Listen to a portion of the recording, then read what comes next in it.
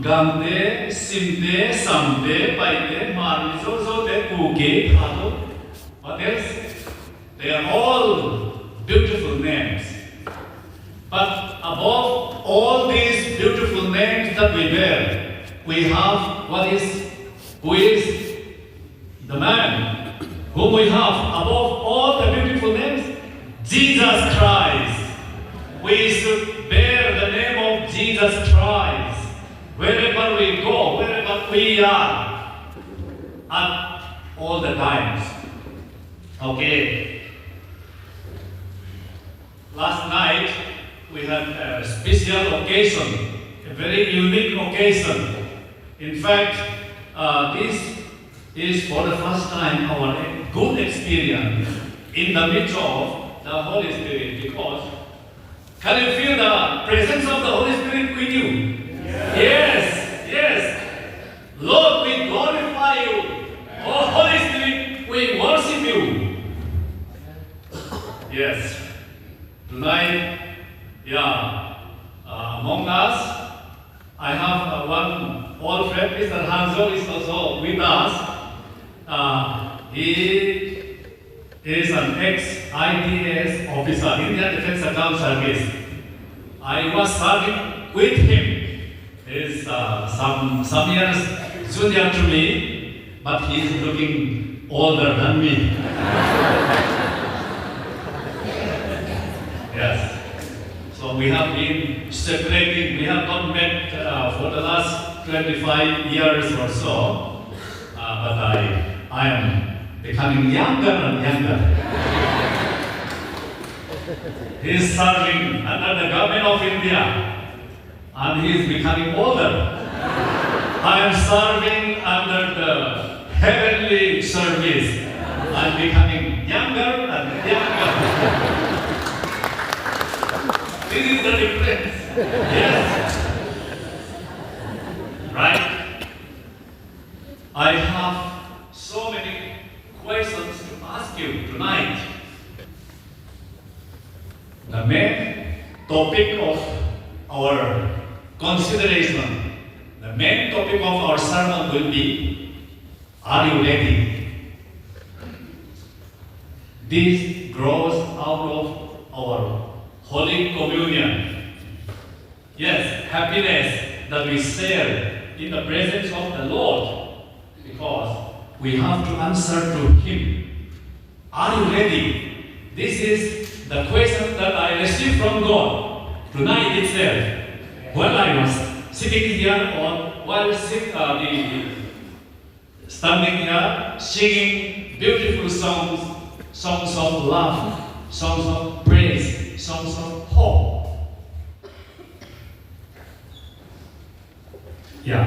I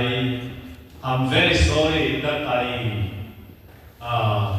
don't properly understand the language that my brothers and sisters are speaking, like the Kuki language, Gambe tribe, Mar or like that. Mar language is almost related closer to Mizo language. But anyhow, I am very happy that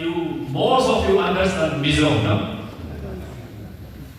That is a good thing. One day, I can foresee that one day we will all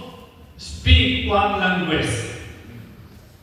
We will all stand up to God to speak in one language, address to God in one language. But that may take time. But the thing is that what we have in common is that we have already shared one Lord, one Holy Spirit, and we already have Jesus Christ as our Lord and Savior. This unites us. So that means the second sermon thesis will be unity in spirit. Unity in body, unity in the flesh, unity in thought.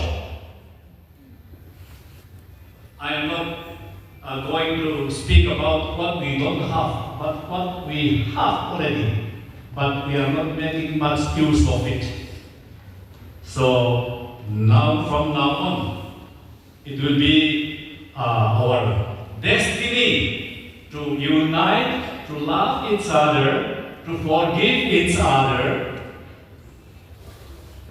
Let us first read the Holy Scripture.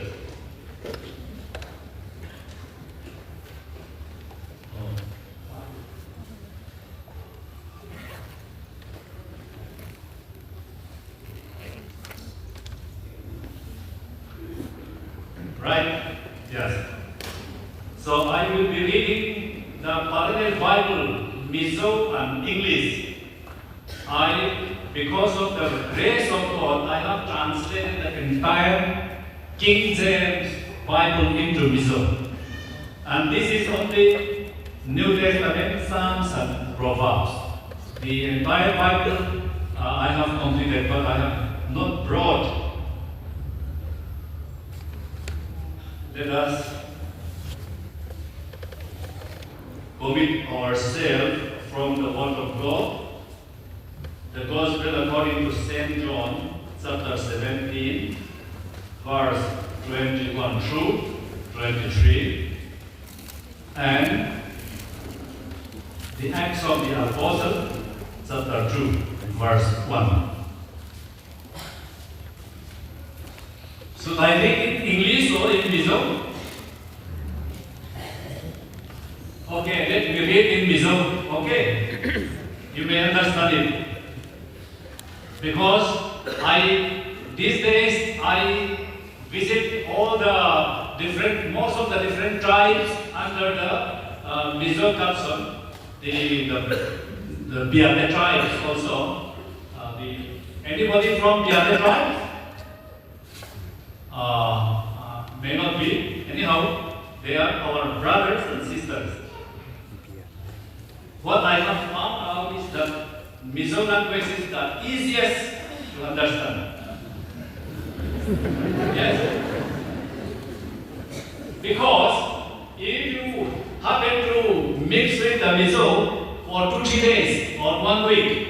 you may start speaking Mizo language.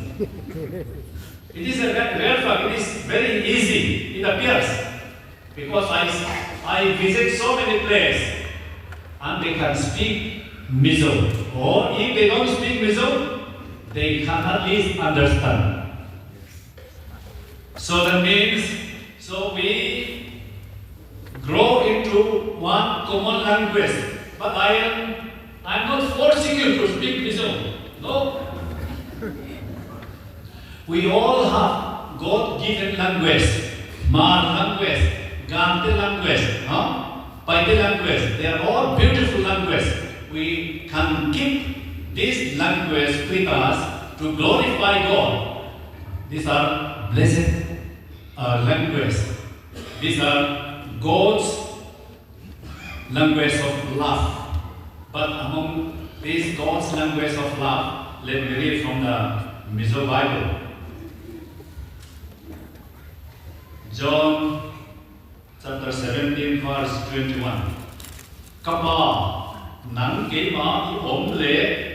ke nang ma ka om ang hian an za kum khat an lo ni thena turin an ni po ke ma nia kum khat an lo ni thena nangin ke ni tir ti khoverin an oi thena turin sia. That they all may be one, as you, Father, and are in me, I in you, and you in me. It's something like this. That they may also be one in us, that the world may believe that you sent me. Nangin rowi na mi pekha ke na mani kapeta ke ni pum khat kami ang poka an ni po pum khat an ni na turin. And the glory which you gave me, I have given them, that they may be one, just as we are one. Ke an ma ni ya nang ke ma an ni pum khat an oba an fam kim thena turin nangin ke bitir ti le mimma ai angin anni po in mai ti khovel na sia thena turin I in them and you in me, that they may be made perfect in one,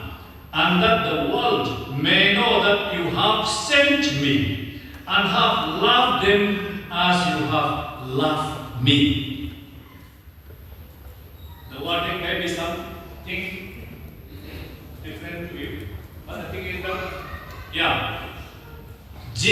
the Father is there, the Son is there, Father and Son are one. Though they are of different personality, two persons in one God. This is the Trinity, the expression of the Trinity that we have. God the Father, God the Son, God the Holy Spirit. They are having different personalities, but God, one, they are all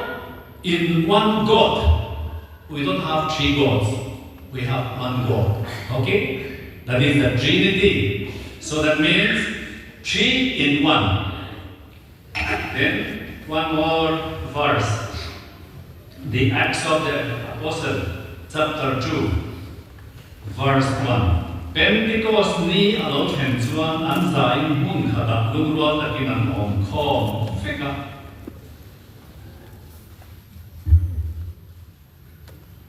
When the day of Pentecost had fully come, they were all with one accord in one place.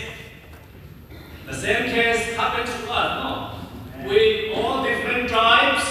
having different names, we are in one place tonight. Just like the day of the Pentecost, when the Holy Spirit comes, it's because we feel as one. Even though we may speak different languages, but we are one in spirit. So that means the Holy Spirit is with us. This is what the Lord wants us to unite together. Let us pray. Let me pray in His own. Kong tu lalpa kan pathian tu tak. Zanina hian in mingro pui kan faka. Kan joy moi che. Hallelujah. Lalpa kan pathian min chandam tu Yesu Krista awangin zanina hian zo na tha chin lusai uki kan tite lalpa kan pathian tu takbiat in pakhata lalpa kan pathian nal Yesu Krista fakin nangin min joy khoma awalimo avaro pui in min kan joy moya kan suan zong min ngai dam tu lalpa in chuan lom thu kan thila che zania kan hun zong kan man to nang ma kan fam na la zong te lalpa in thu kan ngai thau le tur zong te ne lalpa kan pathian tu tak tharau lam mau so na mau nin som sa thek turin kan lalpa tu tak iswa min thiam min kan ti la che amen.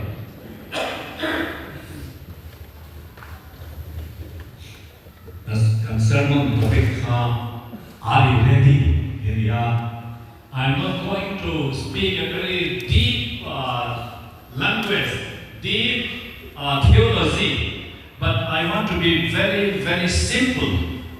when I speak the important topics, that is unity. Now, my first question is that, are you ready? Are you ready to love each other? Okay?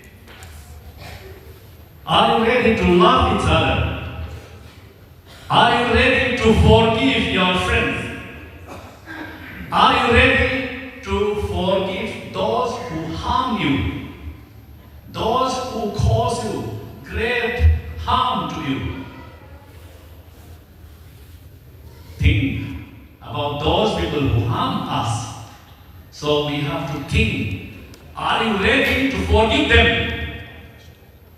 Are you ready to forgive your neighbor? That is the thing. Ole, nizana khan inge kan soi kha, nizana kan soi dam tak khachu. mà sang cần pi pu te kan tha tu bul our remote ancestors te chu mi pakhat ani Abraham atraga lo pen chuak vek kan chu da tang chuan trong sang sang alo bianga trong sang sang ne ma ila kan trong ye nang de vek kan ne lai nang vek mai mo zanin hianin mer satak tak ma kalau ding the hi ka van ne ka ti ka lom tak zet ani pathianin nam dang hi nam khat rau hanin compare ya eni zo na kha mi zo te ko kan dia ka a chin ku ki heng te lai mer tha hian no men in sia kan mer tha le ber mai thi ni den kan mer tha na tur chu e tha lai ni tam bo ka kan mer tha na tur hi om ve ni chu chu kho ve thua sum le pai tam tak hian mer tha min siam le no ni lai bo da le lai ha ne kam ve tha ni da ka te ma zo te bi ti mer tha mai kia mer tha na tak chu Yeshua Christa male can poem. Are you ready to bear the face, the hardship, the name of Jesus Christ? Chú vangin la Yeshua a harsak na zong ne, mi na an soi se na zong te ne, la Yeshua kan tran trat ya I mela ko na hiyo. More practical theology ani, practical Christian life ani, zanin ani, hey kan san, mi na hi ato sa ni ko mai sia, hey kan ho tu te ani, san tu na sa mi pe phal ton, boxing lo ba, chu wangin zanin chuanin kan tlai van men chu, chu wang chuanin hey. Để ta kêu, hey, cái mà hay cái test này cái sợi cũng rất là nhiều. Hey, 你知道看，刚才到不好是我看，film về啦，老好老些啦，咁送你都話緊你唔啊，你不能看話về你啲啊，個談話都聽啊，咁咋個談多得long。Yeah, I am destined to live for 100 years. But if it is not for Jesus Christ, I don't want to live that much longer. Yeshua Christa, kan niya, kuya po Yeshua Christa, bingkan putsuan, laupa hiyanin, kay, kover taan hiyan, lading ring rock. Đến miếng mà một về, không phải làm cho anh tu là nhà nên, hey, lão ba gia là không phải na gia là, miếng lẩu cha lão miếng lẩu xoay thui về quá, ni khát bao nhiêu không phải làm nên cả lũ bể đâu, cái cần giải thì cái cần tôi sẽ chỉ cần cái này là những anh muốn sợ. Chú anh nó sắc anh nương thốt xuân anh đi qua hi anh về trả rèn mày chú anh cái mình vào cái mi hiện về trả cái chăn hi anh suy xét cái chăn thì mò là đi xóa cái mà nhà cần nương à đến cần life hiện mình bây giờ xóa cần life chân thì là mình không ai là có cần là thằng nó tìm lên là có là đi xóa này nó cần nương xuân nun na tak kan kalapia ya min lo chi ni chu wangin tu la ya mun sang ka kan na po so ni min na ne la e khai i da men pi ngai do bien kha ke an khanin atak takin ring tu ne he e tu na ya ne he po he ring lo ni kan ta mai do Hindu de Muslim de Buddhist de 就 riêng ở chuan cần không mà này cắn đắng lắm hiểm cắn đắng lắm tụi này cắn nùn bôi đắng lắm tụi này cho vào cho nên là đi xuống mịt mua mua lúc mai hiện vài pha cái mua hiện tại nên là đi xuống bên khi phô hỏng để quên nó niệm gì tên hey chúng tôi khai mẫu xeกันบ่mẫu xe các bác thiên nè là drama hẳn cả ní sòng lý lệ dàn sòng lý 40 days and 40 nights in the Sinai mountain hẳn cả when he came back his face shone to such an extent that people are afraid to go near him. They cover their face in front of him. So they requested him to close his face. Kami ang kanin, Moses ay patiang mo cho đi sống đi để sản sống đi mình quý mà dùng cái lệ ta mẹ là lỗ bể mà mình quý là cũng ngâm lỗ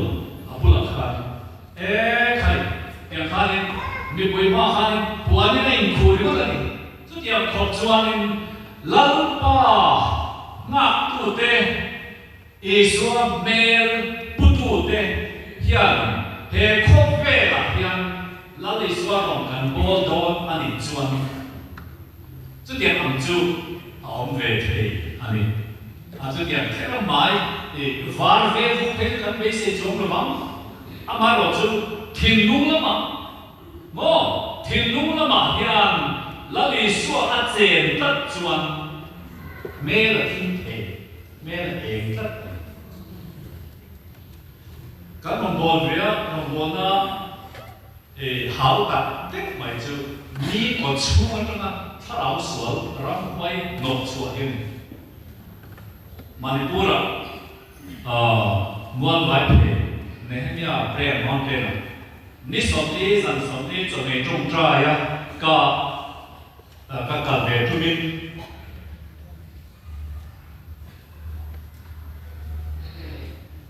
你手爱做那种看 opening ceremony 的看，การขัดชูกัน不呀。กันหดทะเลตัวการขัดชุ่มกันโฉบ呀知道是吗มีอันเราจงใจตัวสารชูนั้นที่ได้ยังมีสองที่ท่านจงใจตัวนี้ถ้าเราส่วนที่นี่เราไว้ไปท่านมีอันนั้นปั้นคอวะมีเราตัวมันเนี่ยอันนั้นก็เกิดขึ้นไหมอีกข้อนึงอันเบลล์กันข้างมันด่ากันข้างรำไว้ไปอีกการเช่นอีกข้อนึงเอาข้อเป็นตัวเป็นข้อนึงมุดที่เราสวดข้อนึงตาก็กันนำกันมั่งเด็ดจงใจนั่นเองเทปโตเป็นมากันละรำไว้ไปอันสวดจบในอันสวดมาตอนนั้นลูเทเอ็มขบไม่มีทีอะไรบ้างอันฮัตซังเชียร์ข้านี่มีเล็กแต่ตัวก็เดี๋ยวข้านี่มาหลจุดข้าเดี๋ยวมาเมลดูเอ็มไม่เมลเชื่อเอ็มไม่รำไว้เมลอันตุลาคากันจงใจนาซาเรตอิสุคริสต์นั้นรำไว้ชั่วดูละทุกกันเป็นชั่วอันชั่วกันไฟขนาดชั่วไฟมีน้าไฟทุกไฟมีอย่างขันมากันละอันนั้นชั่วจุดอามาเมลดูโม่ดาร์กเฟสพวกเขารำไว้นะชั่วสันติอันเมลก็เราเองสดไม่จุดเมลเองสดรำไว้ถ้าเราเนี่ยหลวงจังถ้าเราเที่ยงให้มีนั่นหลวงเฟสครับผมน้องนี่ก็ติดขอบเลยจุดบางช่วงนี้การพาสปอร์ตเนี่ยก็นี่เรา practice ทางตัวไม่ถึงข้าเดียวข้างนี้การฝึกดูจูเฮ้ยเนี่ยเฮียหินตัวเขามีปุ๋ยตั้มมักตะตัวตั้มกับการหินหัวจู่ว่าเงี้ยคริสเตียนแต่หินตัวเขาวินอันนี้หัวยาอาร์มตลอดเกลเด็ดตลอด ran thi sen na in thoya ma se an chuak thei lo tu da chuan ma mai chai na ma Christian an bun chan na chu Buddhist với thiam te an mani sa uk với thiam te ram huai an mo chua thei lo kha Christian pa ngai mai mai ko an ko wa an trong trai an chuak ze mai he Christian te an fan ro pui em ve ti chai na ma kha Christian an bun ha ani chu bang join ke ma ni hi Iswa Krista a in do a chul bo a tharau swal te do thei turin ma kham la ngai ni tin hei chen khat mizo trong khai thiam xiang tổ te bo kan mai thia siat lo chung mai lo ni da kan bo kan la in po tual tual lo alo thei lo khove long da ni tu ma ma a sama ka om thina khan a thei lo lo ni chu wangin kan in pom khat tual tual mai ring tu kan ya wangin u na kan ya wangin chu wangin cảm để cái gì bảy cái hậu chu cái con ban mà cái điều đi khá chi tổ rồi vậy cụ kế cái gì cái liền bên hay bảy cái hậu thế cái cảm cái hậu vài cái hậu thế chưa anh bán rồi cần lăn rồi thằng đi về cái khác để sẽ ta làm trong cái gì à khác điều khác cần chín lâu tiền rồi tiêu rồi chu wangin lau pa hian nam ro pui taka min siam don zong na thak zong tribal mi zong te he han endinan ne sin khan ka on ya sim de sam de pai de ma kha yang am pe kha ya ti ya ka di ya fin ve ve na ka on sha sham ya lo jo ni in ve la khan khia shan the ni ya lo Kia sang ngày nào hay lo, chỉ xịt hàn ai nằm rất là chú bảo cho nên các kia nó family để ở lúc nào được có các kia nó community để chế như là thằng mà có community thằng làm khác tôi cho là thằng làm lên thế thôi cái này bỏ tôi là này chú cái này bỏ tôi nó buồn tận mày chú cái bạn này nắm rigot mày đi à phải bỏ này là gì lalpa hian pa le papa anin pum khat khan ring tu tin de in pum khat tu unity common unity dia in no ngai ne na ka in quang quang tru le tu na ya hun to khove la to ngai to ya khove la to mu to ni da chu wangin tu ti ka la chuanin la li swa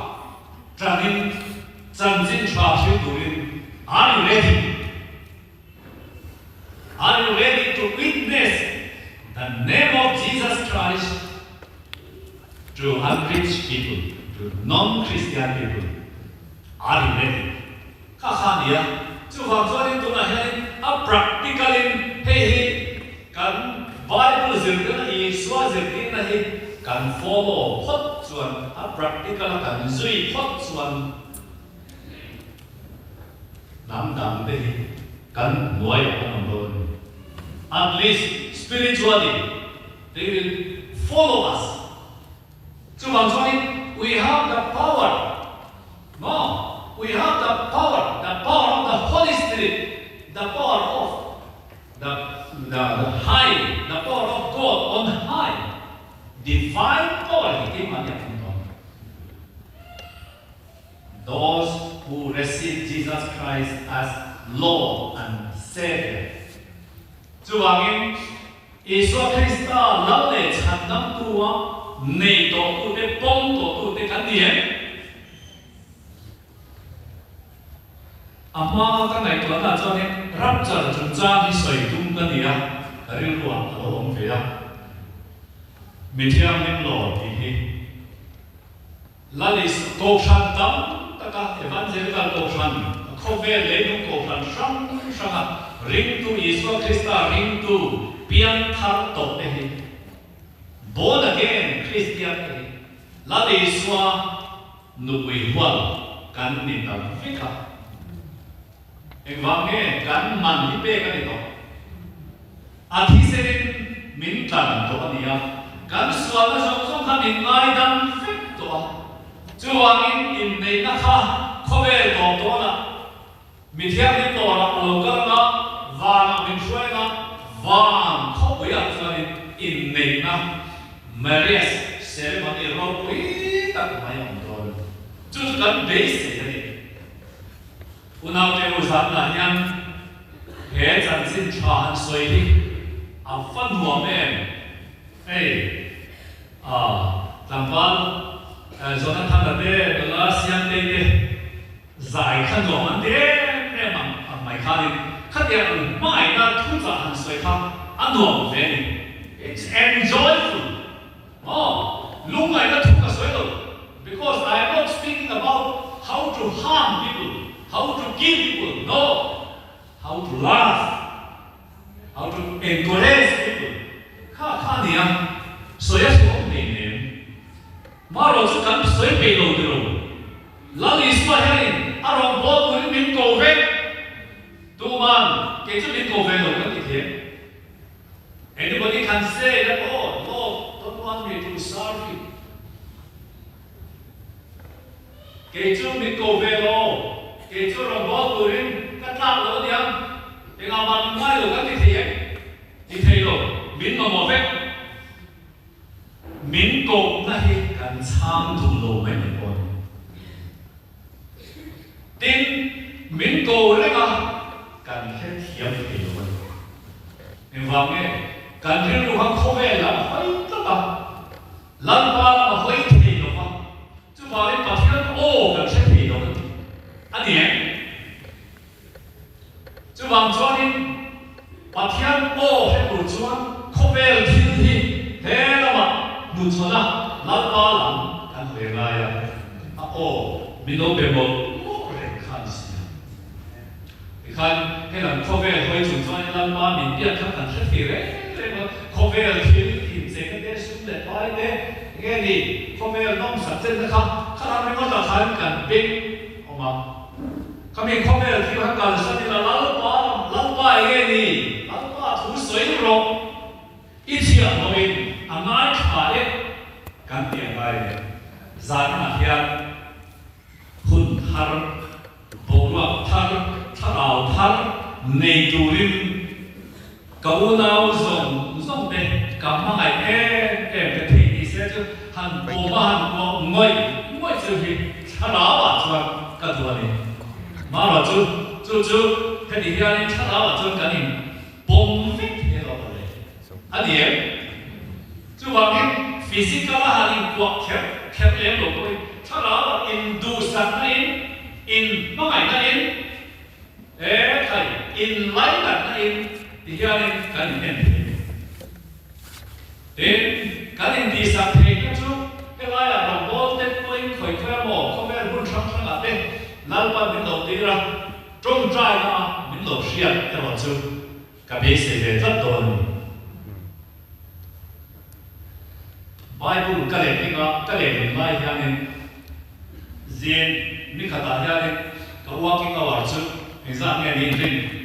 cái walking hour chú dar car song rồi trong dar car song variant ni khata walking hour cái này chứ riêng dar thum 3 am mà trong em dàn mà cho tên PM về tên nhà cả một dẹp cái này mà thiên gia các sĩ là đồ ôi mi đam ta kim mi đồ trong trai bùi thì khăn cái bạn Trisel na ta Halloween tuy ta kim zin dar trong trong Bible kan cái vác computer mang xuống á cái dạng này các bút học cái khăn các mình khám bôi các sợi phá lộ này mình khám bôi cái sự đó chứ điều cho nên missionary cái quan cảnh cao suất cái gì đó mà sẽ ông muốn trong hiện missionary cái đầu cao suất thể hiện mày cái đầu missionary na cái đầu thể hiện mày là gì đó cái tập tăng cảnh sản mày đi cái đi dòng phát đấy lâu bây giờ là khá nên cảnh suy Israel nam bo nam so bo le khong em ni kum sam di zasari BC 721 khan an bo dia ka AD khatna vela Iswa ho bia ka rombola thia thole a thole nu a je ti te na khani chung Israel nam bo ne son chwa dan a je ti ra ingen kha ingen tho ingen kha mang tura ki kha kha Israel nam bo pathia ni la a ko Jacob fa so le pan ni te si ka so bo fit bu chwa le dan kha ingen kha ni la kha ka sai de. You see, last night we have spoken about how to find out the lost sheep of Jesus Christ, the lost tribes of Israel, because they had been dispersed to all over the world, to all corners of the world. But when Jesus came, He commanded His disciples to find out those people. By which means? By witnessing Jesus Christ, preaching the gospel to all over the world. Because Zanjing Cha, Shilturin, Koberan, Tinatira, the one who will accept the message. Those people, those communities who accept the message are the lost tribes. Ở đây, in tu luyện ba thiên sản thiên trà, ý son sản thiên trà, ăn một sự phan, các tu luyện lâu tiếng, tu tiếng nghe gì, các tu welcome him. Our ancestors welcome. Chú bằng em cái đi, dấu na tháp hậu tế, các sa bá hiện, giá đều thổ 100% đều thổ khang, Christian các đâu đi à, ý son sản thiên. Kind of bomb kind of welcome. So we are the remote descendants of Abraham. Ở đây khá là bác chú xoay tùy ở đó là tắm đặc xoay tùy ông mà sẽ là khám như vàng em cần bí bố tế trang em cần bố lệ bá tế trang em chân chính trả một sự khám ôi lỗ ta ka Iswa kan sin lỗ bom tu ka kan du le in du le pa te ka ni ai voi le khen yan Christian ta ka du to lo ti ka na men o men om lo thalai ho si ka yan zu ka du zo ke Christian ta Iswa zu ka du zo ke ya zu in ta ka na men zu zu ka ni mà rồi chú Iswa ai敢砍那你知道吗？砍楼，然後砍到咁所謂的關，砍到累的關咪聽，mà rồi chú Iswa ai敢攻擊頭呢？chú話你真正錯啦，做錯諗砍到嘅咩唔係嘅，不老會嘅，冇，chú話咗你緊你無腦博士啊，緊咩都做到嘅。Tidak sih, santai deh sih. Lihat nale, ngai deh, anjong tu, ina lo baik tema lo tu, tak, ani nak kalah lagi mai. Mencia apa ni, John, buat dia John, dekat dia, nak dekat dia, hati kali tribal pian, tak mai kan lo ni, cuma, kita ke tribal memang lo. Đi theo cái nó này, ông chúa rồi. Ở đây, dán là nhang, rap giờ chúng ta cần hàng sấy thế mà còn hàng sấy là biển hắn là có hàng sấy có cả. Tuần hôn châu hết cái này vàng, cái một thọ véo mà đi, cái pastor, prayer fellowship và chairman, pastor Nelson là nhang đi, biến sự rồi, hun khá rem sụp bình tiền, chứ mà cho nên lâu ban bao giờ rồi sẽ khát hàng mà mình đủ sẵn đủ chứ bác thiên nó biết tất cả bao giờ sẽ là thả chú bảo cho nên để nó mai bảo cho anh cắn chặt nó đủ cắn chặt tàn nó đủ ní cả hết xiên ít biếng thằng rồi Isu Krista hi nei tuổi thì nó để thành năm tuổi bom tuổi tu là hiam lô thi ta la Are you ready to die and meet Lord in the air? Are you ready? Chán na tu kha kan soi chuk Are you ready? Yes, yes, yes. No, no, no. Thì nó tu kha ông tôi chú vàng hey chen hình Biar các anh Christian family này đâu biar tu là yang kan so are you ready to meet the Lord when you die kha đi lệ ta đi chú vàng cho nên Christian là mà yang bị tâm tập biar thắng rồi Isu Christa là này rồi chăm đam đó là chăm rồi thì kan si mà yang bạn haru đi na sẽ ôm tập khan ban các cái kia là mà nó lấy cái mà cho nên I'm ready to take zero I'm not ready thì nó bốc zero có mà nó mấy thế này chú cái thứ gì là như thế cái bạn này cái ngày tuần này cần riu rùa thế rằng là như thế mình theo những lời của ông ta sẽ và nó cho nên tổ tổ thì ruồi sẽ mình theo nhữngกันเที่ยงนี้ไม่ตีนั่นสวมกับคริสต์เที่ยงนิมนะจอมวิตูโม we serve the holiness of Jesus Christ เกี่ยนี่มีบอกอย่างอิสวามีเที่ยงนิมค่ะกันเซลเนี่ยมีเที่ยงนิมกันเอาไปเป็นแบบนี้เกี่ยมันกันเที่ยงนิมว่ามีเราเป็นคริสต์เที่ยงนิมนะคะกัตตา I claim the holiness of Jesus Christ because of my belief in Him. Kha lo ni de ta. Today I'm so kind ready. We are in the end times.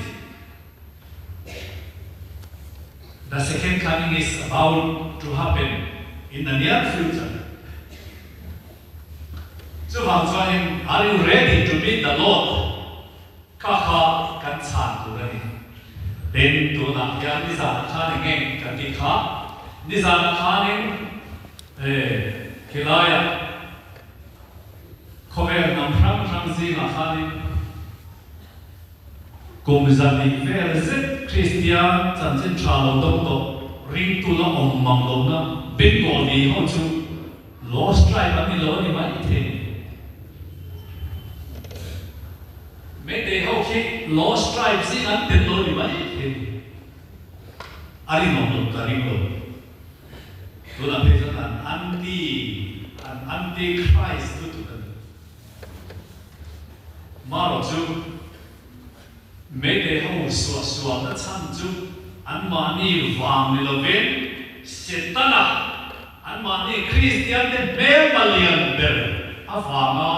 Christian de do tuan. Memapa, wang ni dikan. Kan accept được cái giàn khan kan soi có kan bom đi được chú vangin lấy cái mặt cho nên setan mang đồ ăn ông mà setan là instrument ăn ông mấy ăn coi cha ăn bên muốn cha lo được mà lo chú giàn là hiền Isua kan suat là rong ngay đam tu mình ngay tu cái giọt là hắn sẽ đeo bài giọt thủ châu cái này mấy đề hậu thì nó cái những lệ đầu tiên bị chia ta nôn na đắm đặt lá sen mò hắn thì toán một nhân do you love the babies as a Christian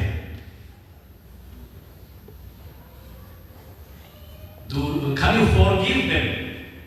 what they have done to you chú số na chú Christian kan đi chuan thà lão ông kan đi chuan chú số na chú kan chán ngay cái mà như trong số na thấy đâu but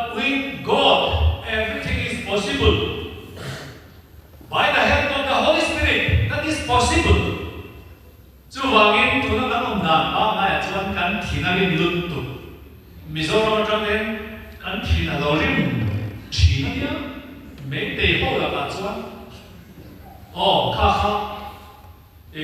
cơ mà mình thôi là bằng mấy tề công tác bằng Mizoram đấy cơ mà mình chỉ là bằng Mizoram cái mình chọn được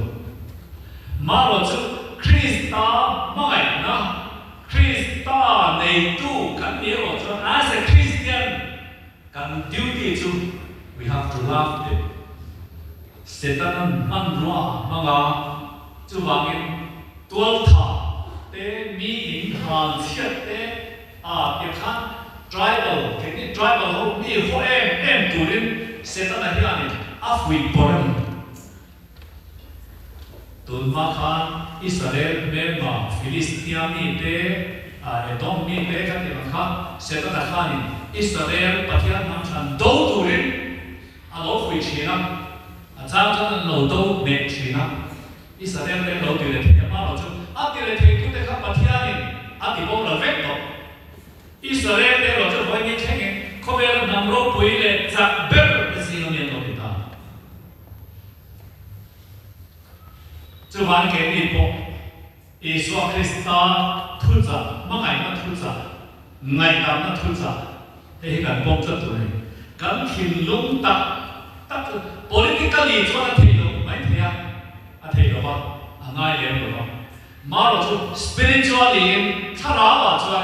anh mấy cái hậu hi cần ngay đam thấy này. Can you forgive them what they have done much harm to you? You forgive them. Ngay đam thấy em. Bất thiện mà cho lão ba cả ngay đam mấy đề hậu hi cả ngay đâm căn đi thế chuan there will be a change in the heart of the believer nu nai tha khen hi lo hian lalpa ka thin lunga tak chuan in my heart of heart I forgive them căn đi thế nghe thì chuan mấy đề hậu hi kan ngày tầm thế chuan cắn mà cái mà như chuan mà thiết là lỗ em thôi thế anh mà đi cắn mà anh kia anh mà đi thiếu cháo thì bác ban hút bao ngày cho nó ban thì bác thì bốc lắm bác ban đâu đi làm cái đâu ban làm cái đâu所以sao phải bác cái mà đi chuan lên làm người nó trong nó cắn thịt đâu trong kan ngai da ma men ma te kan nai dam chuan lalpa mal som na kan dong dor namam hian kan ngai da ma Christian takin kan do ho ve lo ma ama ro chu a tru da na che ro chu thu da ni ta se na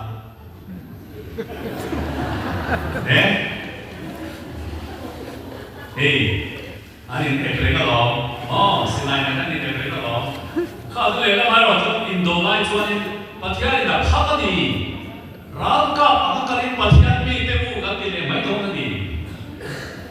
Cho vào cho anh Indo nó muốn Indo nó feel, cho physically thì lại thì anh ráng đồ anh cái cuốn áo bên. Kalau là duty anh thì cuốn, ráng anh về anh cuốn. Kah tual that pun ni lo, mardar pun ni lo, Indona ram le nam mangaya tual that tu rin. Nghe chú sung nghe ngắn bát hian, rồi làm thấy cho nên ngắn bát rồi thấy cho thắt phết rồi đi khác, bài ông đã than rất hay này. Mà lẽ ra phải bảo cho nên anh nghe đi spiritual application là đang cho nên spiritually casual sẽ ta năng là thọ trong khác thật phép rồi đi chơi phép rồi sẽ ta năng là thọ tiền lên khác ngày tầm này mà ngày này can tin chơi phép tiền chú rõ cho nên mà tuần qua cho physically thật phép rồi thì khác đi à kill them all and come back alone tu bằng cho anh xuống đây sẽ ta làm ăn rùa rong thì căn tiền lùng phải cả căn tiền lùng thôi rồi cái mà đi à có xuống sẽ để ông căn lùng result thôi mình khó tu bằng cho anh xuống nó liền bốc à tê bốc cái mà đi thì tu mà rùa là viên căn mình phải căn tiền lùng phải thôi rồi nếu như các tiền tu mà khá phải là các tiền tu để làm cho anh khá xuống khá luôn nghe ở liền rồi thì cho vậy đại lý các thị trường có là ở điểm than cho điểm làm cho anh rằng là hiện cái gì lại thì practical để mà với một bài học cho anh là đi xoay này thôi anh tất cả bộ thiết thể cái gì là đi xoay chăn nằm là chân chân trái thò là bê khi thò đi lầu đôngตัวđi lầu bôngตัวตัวไหนให้เราที่ร้อนไปละอีกข้าวว่างเอง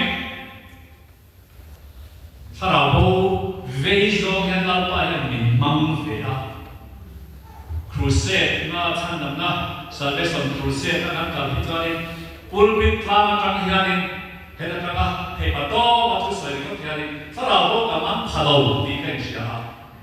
มาเราจะการเรียนรู้และที่นุ่งจะการชื่อรู้เองมาเสร็จข้าเดียวมันตักเปลี่ยนทางเดียวตัวนั้นมันนี่เนี่ยนะครับ person to person อินวัฒนะ counseling ข้าเดียวตรงใจที่อาจจะต้องพูดนะข้าเดียวดีจอยมันนี่เราพบเบียดเดียวมาใช้ปุ่มข้อหันจนนี่ข้าเจ้าข้าพุ่นกันในเสียนี่ข้าตาจอยวันนี้จะเราคอมบอกเสียนี่จะมาจะวันทุ่มเดียววันนี้กันคอมมา